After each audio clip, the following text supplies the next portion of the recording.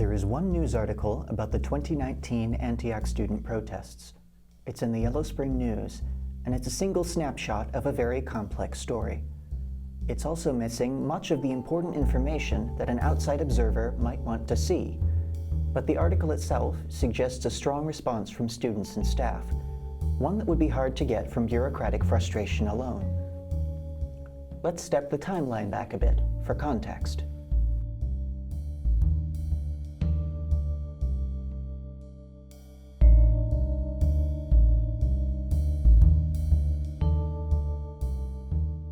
In March of 2019, Antioch College was in its winter term. Less than 100 students were on campus, and the weather meant most students were staying indoors. Some students chose to go to a campus viewing of a movie dealing with sexual assault and violence.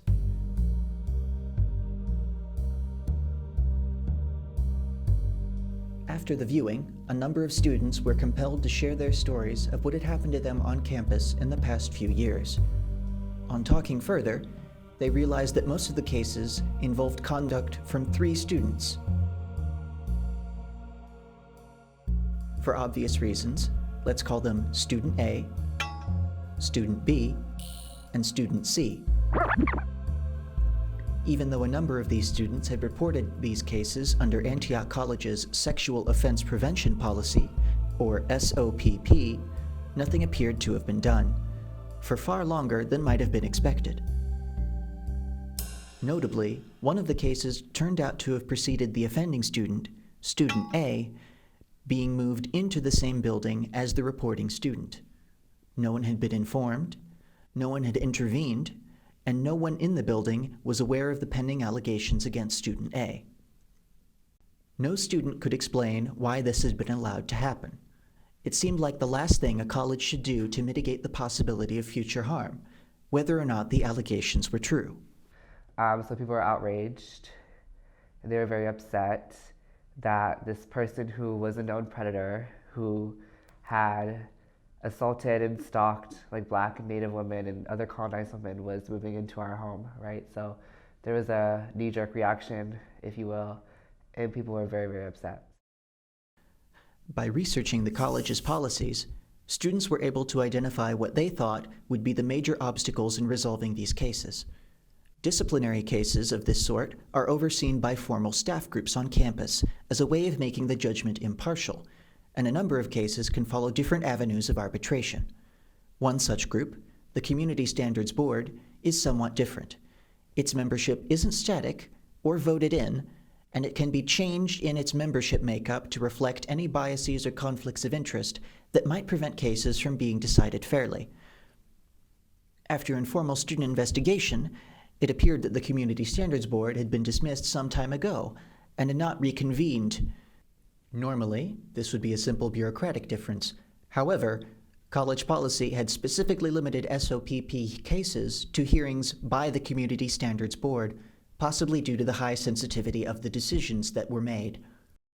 Officer Roger Stoppa had taken reports from a number of students in this period without informing students of the case standing or how the Community Standards Board closing might affect the handling of their case.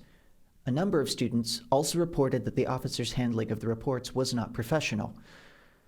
While the proceedings of the Community Standards Board are not released to the public, students at the time estimated there could have been as many as 30 pending cases.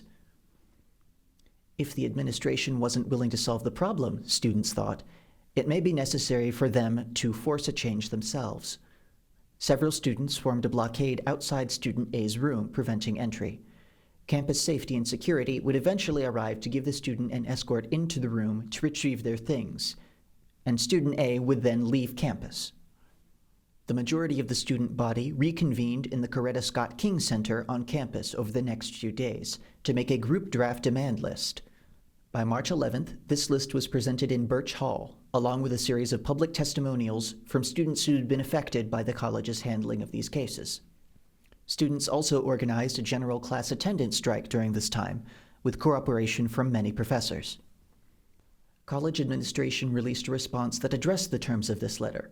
It removed Officer Stoppa from his role in the SOPP reporting chain, though he would remain on staff for the time being. An investigative committee would process all the extant SOPP cases, as well as perform a comprehensive internal review of SOPP handling over the past few years. On the one-year anniversary of this protest, a few things remain evident to those who worked on the student resolution. The SOPP hearing dependency on the Community Standards Board should incorporate a timeout clause.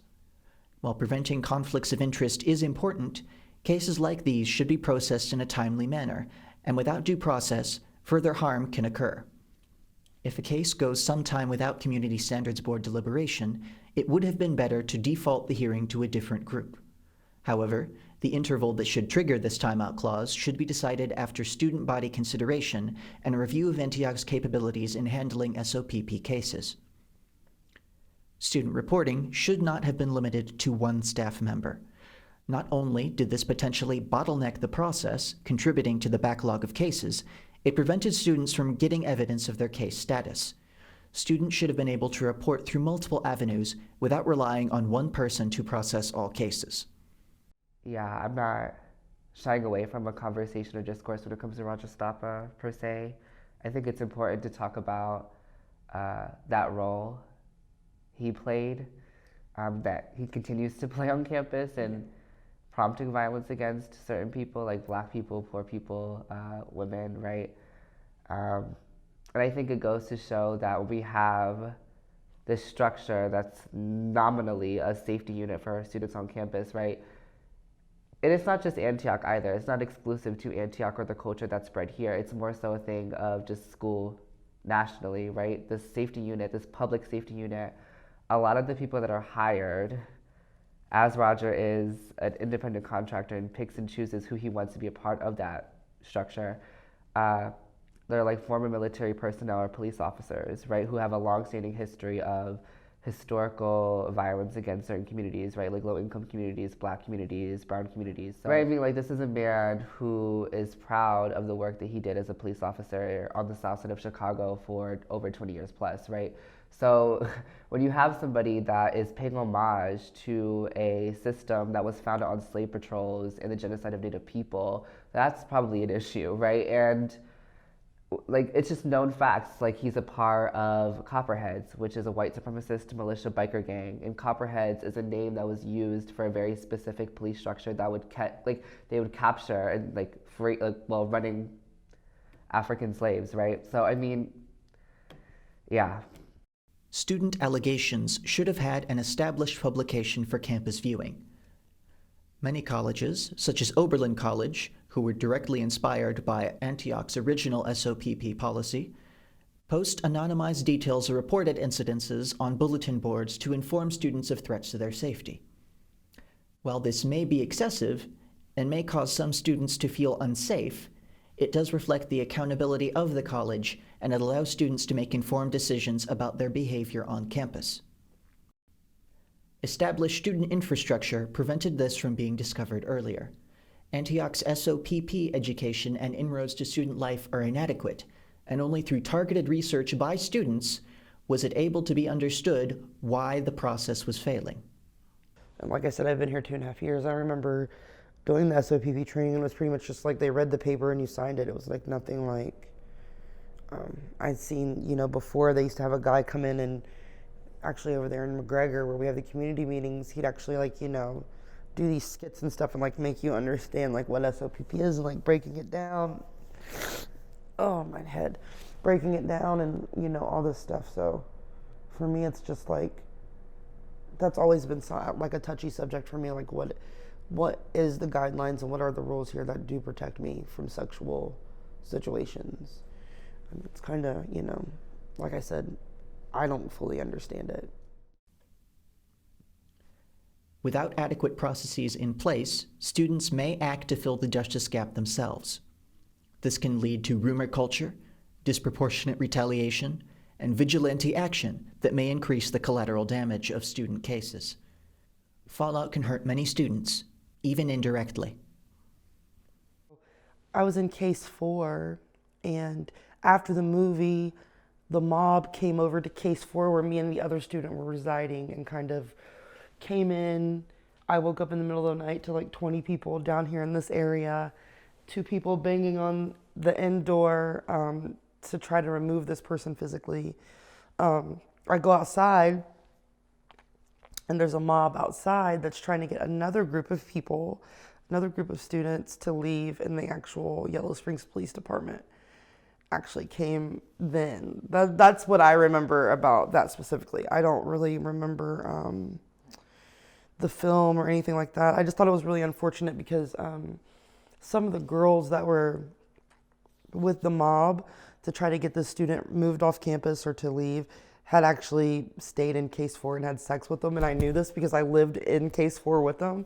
And so to me, it was kind of like, how can you stand amongst accusers when you guys kind of have these sexual, consensual relationships with this person? That's kind of like what I took from what was going on. It was like a bunch of SOPP violations. But what I've came to realize just as a non-traditional student, someone who's lived life and had life experiences, and just like what I know about SOPP, excuse me, and how it's used here. Sometimes what happens is there might be a gentleman who's actually having relationships with a female student here, and the female student might have more feelings for that male.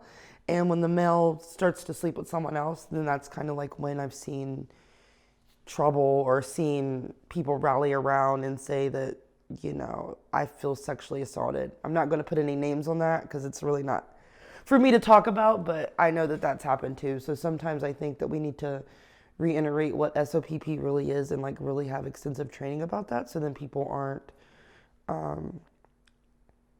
gassed up by a movie and then trying to cause, I wouldn't say physical harm, but just trying to cause emotional harm to another student to get them to leave. Antioch College may be underfunded. The student body may primarily be made up of disadvantaged minorities. Low student retention rates and bad press might pressure some individuals into hiding case details or the incident rate on campus. None of these conditions absolve anyone of their role in the issue. The initial demands of Antioch students that led to the formation of SOPP in the 1990s were based on concerns that got them ridiculed on Saturday Night Live and in the popular press. But at least that meant the policy was noticeable. Collective action was necessary, and collective protest worked. Right.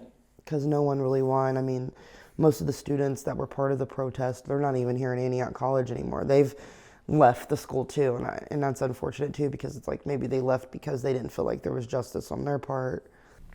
Okay. How do you think the Antioch administration would have responded without the group student action? I'm not sure if they would have. I don't know if there would have been a response if not for a group coming to them and saying this is wrong, right? And I think that it goes to show that even if you aren't facing those specific ills or that form of structural violence, it means something when you say that it's not okay. And not to say that everything has been reprimanded or remedied from that time a year ago, because I do think that there are still relics and active programs on campus that still facilitate that same kind of culture that we experienced a year ago and that people are still going to experience. But yeah, I don't think it would have happened if not, it'd have been like, you know, if not for a group. If Antioch can fix its policy and implementation, this may not have to happen again. We might be able to pursue education in a safe environment without constant threat. But, on the off chance that that's not the case, we may have to join hands again. It's March, so the weather is right for it.